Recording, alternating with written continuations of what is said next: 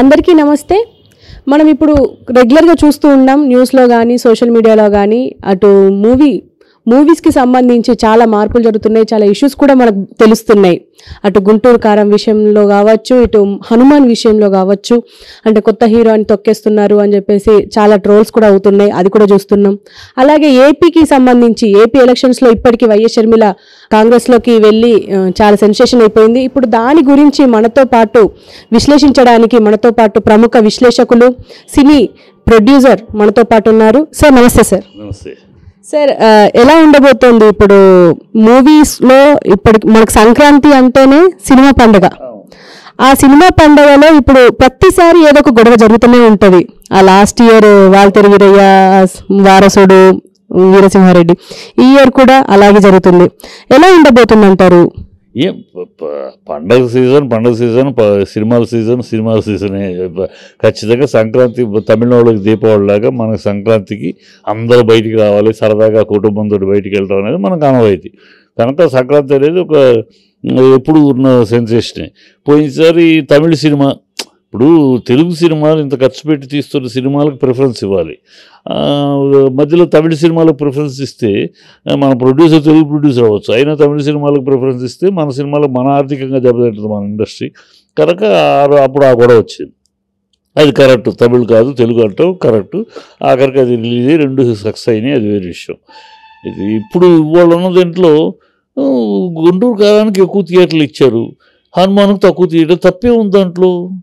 గుంటూరు కారం బడ్జెట్ ఎంత, దాని ఖర్చు ఎంత, దాని రెవెన్యూ దాన్ని రాబట్టాలంటే అది ఎంత చేయాలి, ఇది ఎంత కంపారిజన్ ఉంటుంది కదా. వాళ్ళు అంత ఖర్చు పెట్టినప్పుడు వాళ్ళకి నెంబర్ ఆఫ్ థియేటర్స్ కావాలి డెఫినెట్గా. ఎందుకంటే అంత ఖర్చు పెట్టి తీశారు.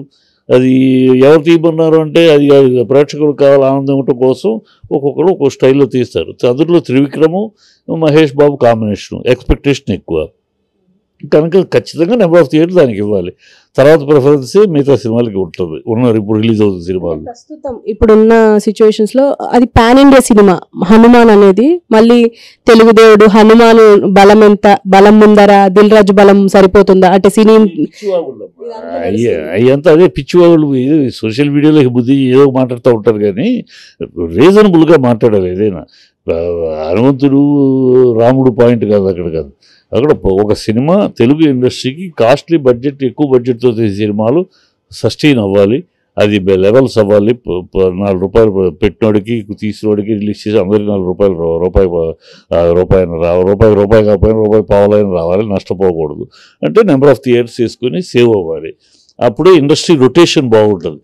ఇండస్ట్రీకి రొటేషను ఒక సినిమా పెద్ద సినిమా సక్సెస్ అయితే ఆ డబ్బు మళ్ళీ వెళ్ళి డిస్ట్రిబ్యూటర్ దగ్గరికి వెళ్ళి మళ్ళీ ప్రేక్షకుల నుంచి డిస్ట్రిబ్యూటర్లకు వచ్చి మళ్ళీ ప్రొడ్యూసర్ దగ్గరికి వస్తుంది, మళ్ళీ సినిమా తీస్తానికి. రొటేషన్ ఇది. సక్సెస్ అనేది ఇప్పుడు ఆ సక్సెస్ వస్తూ ఉంటేనే రొటేషన్ బాగుంటుంది. ఒక పెద్ద సినిమాలో 4 పోయినాయి అనుకోమ్మా సపోజ్, ఇండస్ట్రీ కుంటుపడుద్ది. కనుక ఆ జాగ్రత్త, అది పెద్ద సినిమాలకి ప్రిఫరెన్స్ ఇవ్వటము, అదర్ లాంగ్వేజ్ సినిమాలకు నెక్స్ట్ ప్రిఫరెన్స్ ఆర్డర్లో ఉంటుంది. ఇప్పుడు వెంకటేష్ సినిమా ఉంది. వెంకటేష్ సినిమా నా కెరియర్లోనే గొప్ప సినిమా సైంధవుడు అంటున్నాడు, వాళ్ళకే థియేటర్లు ఉన్నాయి. మరి వెంకటేష్ నాకు ఎక్కువ థియేటర్ చేసుకోవాలనొచ్చు కదా, కాదు కదా. వెంకటేష్ ఆ సినిమా బడ్జెట్ వేరు, ఈ సినిమా బడ్జెట్ వేరు. సో అందుకని వెంకటేష్ లాంటాడు సిన్సియర్గా దొరికి థియేటర్లో చేసుకుంటాను అని అంటున్నాడు. అది పద్ధతి. అది ఎందుకు ఇండస్ట్రీ మీద ఒక మనకి, నేను వాళ్ళ సినిమా తీశాను, నా సినిమా పాన్ ఇండియా సినిమా కనుక నాదే అన్ని థియేటర్లు కావాలంటే కాదు కదా, అది కరెక్ట్ కాదు కదా. అది సక్సెస్ కావాలి, అన్ని సినిమాలు అదే సక్సెస్ కావాలి కోరుకుంటారు అందరూ. దానికి తగినట్టు, దాని రేంజ్కి తగినట్టు హీరో చిన్న హీరో పెద్ద హీరో. చిన్న హీరోనే కాదా హనుమాన్లో? పెద్ద హీరో కాదుగా, చిన్న హీరోనేగా. చిన్న హీరోనే 2వ సినిమాను 3వ సినిమాను. ఆ ఫస్ట్ సినిమా కూడా డైరెక్టర్ వల్ల హిట్ కాదు, హీరో వల్ల హిట్ కాదు. ఈ సినిమా కూడా డైరెక్టర్ వల్ల హిట్ అవుతుంది. ఇక్కడ పెద్ద హీరో చిన్న హీరో అని లెక్క కాదు. అక్కడ బడ్జెట్ ఎంత బడ్జెట్లో పెద్ద బడ్జెట్, ఆ పెద్ద బడ్జెట్కి ముందు ప్రిఫరెన్స్ ఇవ్వాలి. కొంచెం ఆ పెద్ద అమౌంట్ దాన్ని నష్టపోతే చాలా పెద్ద దెబ్బతింటారు, ఇండస్ట్రీ దెబ్బతింటుంది. కనుక దాన్ని ముందు సేవ్ చేసుకుంటానికి చూస్తారు ఎవరైనా, ఏ ప్రొడ్యూసర్ అయినా ఇండస్ట్రీ అయినా.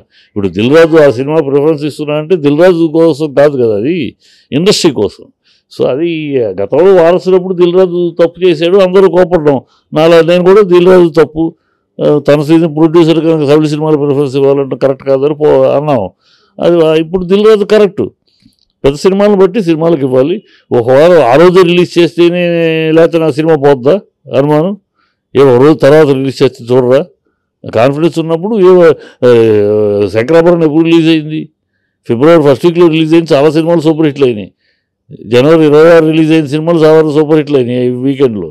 అయ్యేం పండగ ఆ సీజన్ ఉంటుంది. ఆ పండగ అంటే ఆ 4-5 రోజులు 3 రోజులు శుక్రశని ఆదివారాల బదులు ఇంకో 2-3 రోజులు ఎక్స్ట్రా ఫుల్ కలెక్షన్ ఉంటుంది.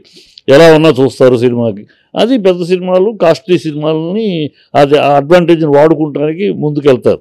అది ఇండస్ట్రీ కూడా సహకరించాలి. అది లేకపోతే ఇండస్ట్రీ దెబ్బతింటుంది. అది ఇండస్ట్రీ కోసం ఒకళ్ళ కోసం కాదు కదా. సో అది కరెక్ట్. వెళ్తున్న పద్ధతి దిల్ రాజు మాట్లాడేది కరెక్ట్. అనుమానం వాళ్ళు అనవసరంగా దాని మీద రాతాంత చేయకూడదు. గౌరవంగా వెంకటేష్ లాగా జెంట్లుగా వెంకటేష్ వాళ్ళ థియేటర్లు ఉన్నాయి. వెంకటేష్కి థియేటర్లు కావాలంటే వాళ్ళ థియేటర్లు ఉన్నాయి.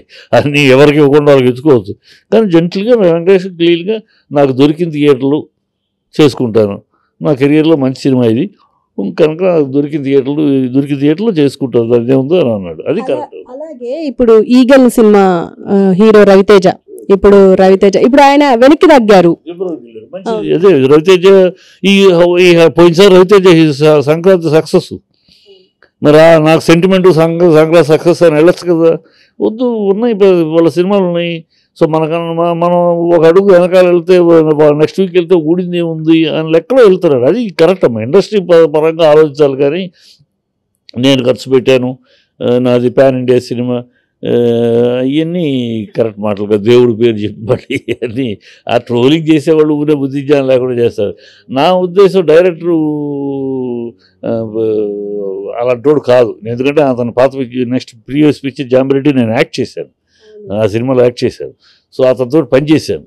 సో అతను అలాంటి మనస్తత్వం కాదు. అలాంటి ఏదో ట్రోలింగ్లో అతని పేరు మీద ట్రోల్ చేస్తున్నారు తప్పితే అతను చాలా జెంటిల్మెన్ పద్ధతి కలవాడు. ఏదో ముందు తను రిలీజ్ చేసుకోవాలి సంక్రాంతి అనుకున్నాడు. అది అంతవరకు వాస్తవం. రిలీజ్ చేయడానికి నేను వెనక్కి వెళ్ళను అన్నాడు. అంతవరకు థియేటర్ల విషయం అతనికి తక్కువ ఇచ్చారు ఎక్కువ ఇచ్చారని అతను అనడు. తన సినిమా స్థాయి తనకు తెలుసు కనుక స్థాయి అనేది రిలీజ్కి ముందు రిలీజ్ అయినాక ఏది పెద్ద హిట్ అవుద్ది, ఏది సూపర్ హిట్ అది ప్రజలు చెప్తారు.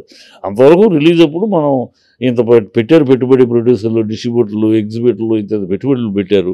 సో వాళ్ళు ఎక్కువ పెట్టుబడి పెట్టినోడు ముందు వాడు ఆరాటం ఎక్కువ ఉంటుంది. ఎక్కువ పెట్టాము, రిస్క్లో ఉన్నాం అని ముందు జాగ్రత్త కూడా ఆ జాగ్రత్తకి సహకరించాలి. అప్పుడే కదా పెద్ద సినిమాలు రొటేషన్ వస్తూ ఉంటాయి. అది కరెక్ట్. సో ఇప్పుడు మళ్ళీ యాత్ర ఆర్జీవి యాత్ర 2 సినిమా తీశారు. ట్రైలర్ కూడా రిలీజ్ అయింది. ఎలా ఉంటుంది సార్? అంటే ఈ ఆల్రెడీ యాత్ర అందరిలోకి వెళ్ళిపోయింది. ఎలక్షన్స్కి ముందే తీస్తున్నారు. ఎలా చూడొచ్చు దీన్ని? ఆ యాత్రనేమో చాలా ఘనంగా గౌరవంగా తీసిన సినిమా అమ్మా.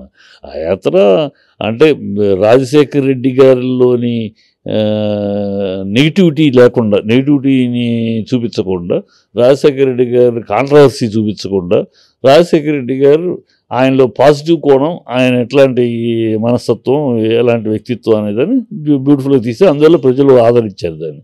అది ఇప్పుడు ఈ రామ్ గోపాల్ వర్మ అంత క్లాస్గా తీసే బాపత్ కాదు. ఏదో